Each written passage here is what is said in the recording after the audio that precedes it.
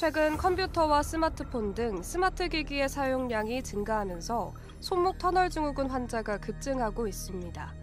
건강보험 심사평가원에 따르면 최근 국내 손목 터널 증후군 진료 인원은 지난 10여 년간 꾸준히 증가하여 매년 약 16만에서 18만 명 수준으로 유지하고 있는데요.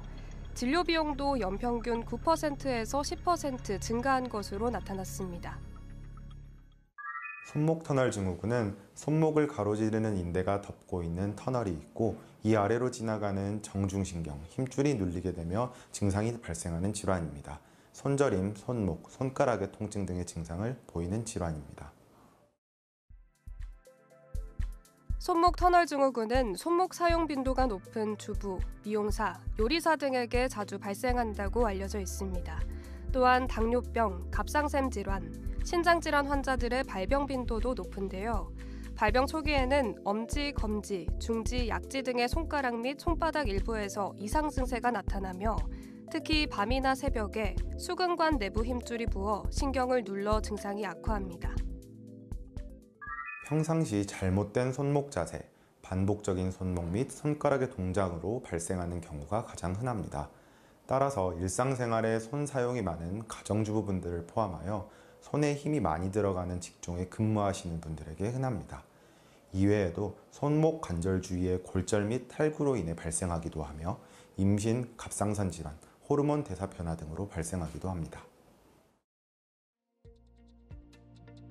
문제는 손목 터널 증후군에 의한 통증이 간헐적으로 발생한다는 점입니다.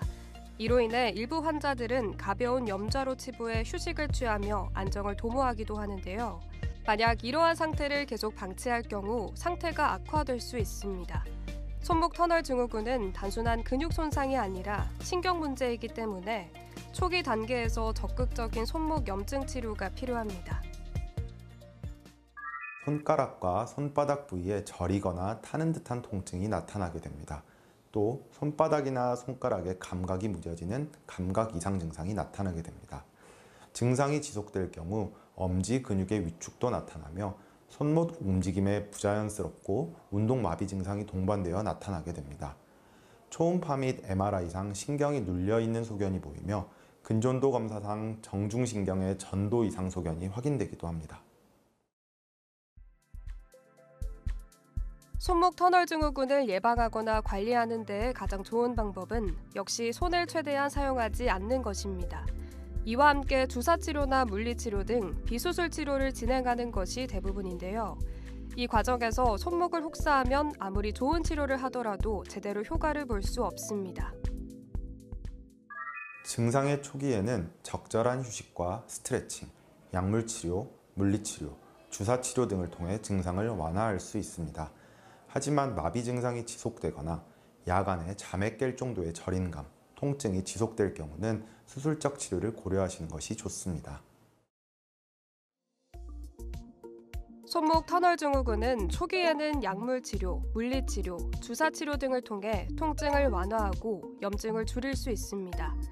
이러한 방법으로 증상이 개선되면 좋지만 치료해도 증상이 나아지지 않거나 악화하면 보다 적극적인 치료가 필요한데요.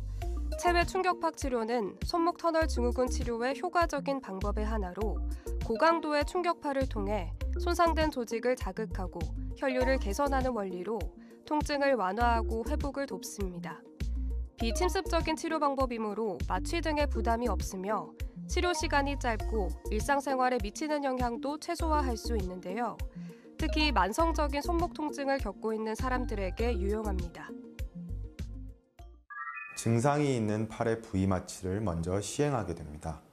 이후 손바닥 쪽 손목 주름에 5mm에서 1cm 정도의 작은 절개를 하게 됩니다. 절개를 통하여 내시경을 먼저 삽입하고 내시경 카메라로 확인하며 손목 주위의 신경을 압박하고 있는 인대를 미세기구를 통해 절개를 합니다. 적절히 감압되어 신경의 압박이 풀린 것을 내시경으로 확인한 이후 피부 상처를 봉합하면 수술이 종료됩니다. 관절 내시경 수술은 비교적 간단한 수술로 수술 시간은 보통 10분에서 20분 정도 소요됩니다. 준비와 마취, 회복 시간까지 포함하면 병원에 머무는 전체 시간은 약 1시간에서 2시간 정도로 짧은 편인데요. 물론 환자의 손상 정도나 해부학적 구조에 따라 수술 시간이 다소 달라질 수는 있습니다. 수술이 길어질 가능성은 작지만 드물게는 예기치 못한 해부학적 변이나 합병증으로 인해 시간이 지연될 수도 있습니다. 부위 마취만 하고 진행할 수 있다는 장점이 있어 고령이나 기저질환이 있으신 분들도 부담 없이 적용할 수 있는 장점이 있습니다. 또 신경이 감압되는 것을 실시간으로 눈으로 확인할 수 있으며 작은 절개만 있기 때문에 빠른 일상 복귀가 가능합니다. 손목 터널 증후군 수술 후 재활 치료가 권장될 수 있습니다. 수술 후 손목의 유연성과 근력을 회복하기 위해 간단한 스트레칭이나 운동을 병행하는 것이 도움이 되는데요. 특히 오랫동안 손목 터널 증후군을 앓아온 환자는 근육이 약해져 있거나 손의 기능이 떨어져 있는 경우가 많아 점진적인 재활이 필요할 수 있습니다. 수술 부위에 출혈 및 부종이 있을 수 있어 적절한 냉찜질과 거상이 필요합니다. 작은 절개이지만 당뇨 등의 기저질환이 있으신 분들은 상처 부위에 염증 등이 발생할 수 있으므로 항생제 복용 및 상처 소독이 중요합니다. 감각 이상과 운동마비 등은 점진적 회복이 되어가게 되므로 가벼운 스트레칭과 적절한 재활치료가 필요합니다. 여기서 잠깐! 잘못된 의학 상식을 바로잡아 건강도 지키고 상식도 키우는 Yes or No.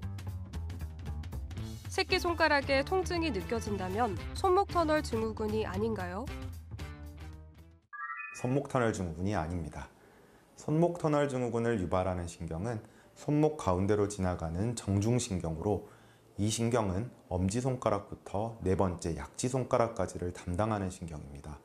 따라서 5번째 손가락에 통증이나 저림감이 있을 시에는 척골 터널 증후군, 목 디스크 등 다른 질환에 대한 확인과 치료가 필요합니다. 잘못된 의학 상식 깨치기 Yes or No 2번째. 손목 터널 증후군으로 한번 수술받으면 재발하지 않는다는데 사실인가요? 수술하여 절개한 손목인대와 주변 신경 등이 시간의 경과에 따라 유착이 되며 증상이 다시 발생하는 경우가 있습니다. 따라서 수술 후 유착 방지를 위하여 적절한 재활 치료가 필요합니다. 손목 터널 증후군은 방치할수록 신경 손상이 심해질 수 있는 질환이므로 조기 진단과 적절한 치료가 매우 중요한데요. 증상이 지속되거나 일상생활에 불편을 줄 정도라면 더 악화하기 전에 수술을 고려하는 것이 오히려 회복에 유리할 수 있습니다. 이상 증상이 나타났다면 지체하지 말고 병원을 찾아 의료진과 충분히 상담하고 치료를 결정해야겠습니다. 가정주부분들을 비롯하여 평소 손을 많이 쓰는 업무에 종사하시는 분들에게는 비교적 흔히 발생하는 질환입니다. 손목 터널 증후군은 가벼운 증상으로 시작하지만 치료의 시기를 놓쳐 방치될 시 결국 운동마비에 이르는 심각한 결과를 초래할 수도 있습니다. 휴식과 가벼운 스트레칭에도 증상이 지속될 때는 정확한 진단을 위해 병원을 내원하시고 증상과 정도에 따라 적절한 치료를 받으실 것을 권유드립니다.